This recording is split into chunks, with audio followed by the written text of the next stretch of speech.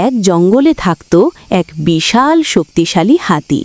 সে সব সময় নিজের বড় শরীর আর বড় দাঁত নিয়ে গর্ব করত আর ভাবত এই জঙ্গলের বস সেই।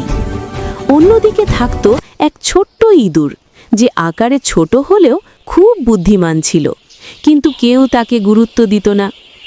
একদিন হাতি নদীতে গোসল করতে গিয়ে কাদায় আটকে যায়। যত চেষ্টা করে বের হতে, ততই সে আরও গভীরে ডুবে যেতে থাকে।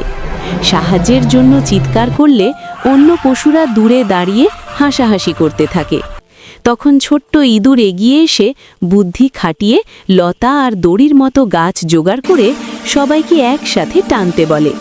সবার চেষ্টায় হাতিটি কাদা থেকে বের হয়ে আসে।